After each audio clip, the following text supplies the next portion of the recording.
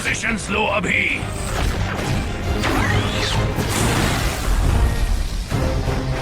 यह है cyber city, दुनिया का सबसे खूबसूरत शहर, जहां गार्डियन टीम चैन से रहती थी। आज दिन दोनों दोस्त रूफटॉप पर बैठे थे। सुकून था, अमन था, सब ठीक लग रहा था। मगर अक्का दिल कह रहा था यह सुकून ज्यादा देर नहीं रहेगा, और वो सच था। अचानक स्क्रीन लाल हो गई। एक मिस्टीरियस सिग्नल आ रहा था जमीन की गहराइयों से। उस सिग्नल में सिर्फ एक लफ्ज था, 0। वो दोनों हैरान थी, दोनों अलर्ट हो गए। उन्होंने एक पल नहीं सोचा, पूरी टीम को बुलाया। अभी फौरन नेक्सस ने बताया, 100 साल पहले एक रोबोट बनाया गया, दुनिया का सबसे पहला रोबोट। उसने सिर्फ अपना काम किया, दुनिया की रक्षा की, मगर लोगों ने उसे बहुत ताकतवर समझा और बैंड कर दिया। 100 साल से वो अकेला था, अंधेरों में, और अब उसका सिग्नल वापस आ गया था। सिर्फ एक रोबोट था जो ज़ेरो को ढूंढ सकता था। टाइटन, 200 साल पुराना गार्डियन रोबोट। टीम ने उसे ढूंढा, एक पुरानी बैंड अंधेरी फैक्ट्री में, जहां वह सालों से सो रहा था। अंधेरों में तक सिर्फ एक चीज़ दिख रही थी, 2 बड़े सोने जैसी आंखें खुल रही थी। टाइटन उठ खड़ा हुआ, 3 मीटर लंबा, 200 साल पुराना। उसकी आवाज़ से पूरी फैक्ट्री कांप उठी। उन्होंने उसे बताया, 0 वापस आ गया है। और टाइटन ने एक पल भी नहीं सोचा।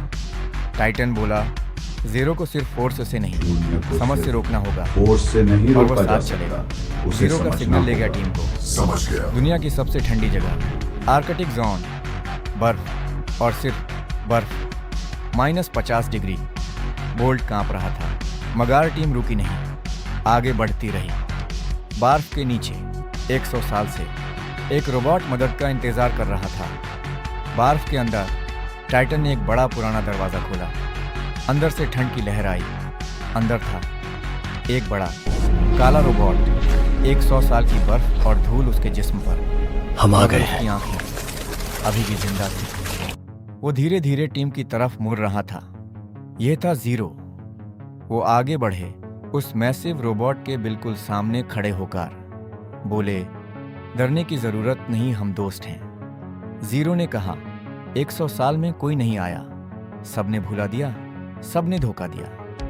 टीम ने हाथ बढ़ाया और कहा, अब हम हैं 0 और कभी नहीं जाएंगे। नेक्सस ने अपनी कहानी सुनाई। वो भी अकेला था, वो भी भुलाया गया था। आर्या ने बताया, उसने 50 साल अंधेरों में बिताए, मगर उम्मीद कभी नहीं छोड़ी।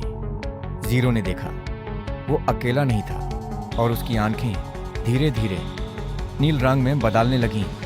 उसने अपना छोटा सा हाथ 0 की तरफ बढ़ाया और कहा, दोस्त बनोगे।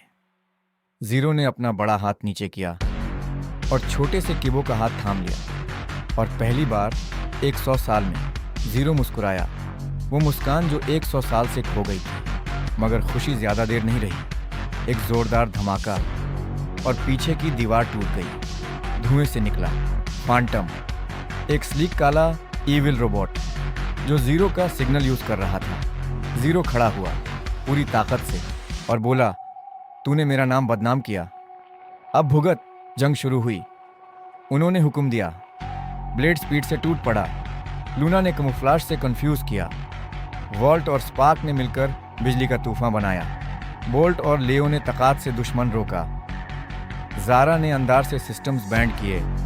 स्विफ्ट ने आसमा से हमला किया। गार्डियन टीम एक साथ लड़ रही थी। चोटो टर्मिनल पर था, उंगलियां तेजी से चल रही थीं। प्रोग्रेस बर भर रहा था, 90%, 100% कंप्लीट। चोटो ने आवाज़ दी, उसने 0 को देखा। दोनों समझ गए, अब वक्त आ गया। 0 ने दोनों हाथ उठाए। 100 साल की स्टोर्ड एनर्जी एक साथ रिलीज करने वाला था। एक मैसिव नील सफ़ेद एनर्जी पल्स ओवर फैंटम हमेशा के लिए बैंड हो गया। पूरी टीम ने एक दूसरे को देखा, थके हुए मगर खुश। जीत गए थे वो और 0 ने पहली बार वो खुशी महसूस की जो सिर्फ साथ मिलकर जीतने से आती है। उस रात आर्कटिक की बर्फ पर नॉर्दर्न लाइट्स आसमां में नाच रही थीं। कितना सुंदर था। गार्डियन टीम साथ खड़ी थी, ज़ेरो भी उनमें था।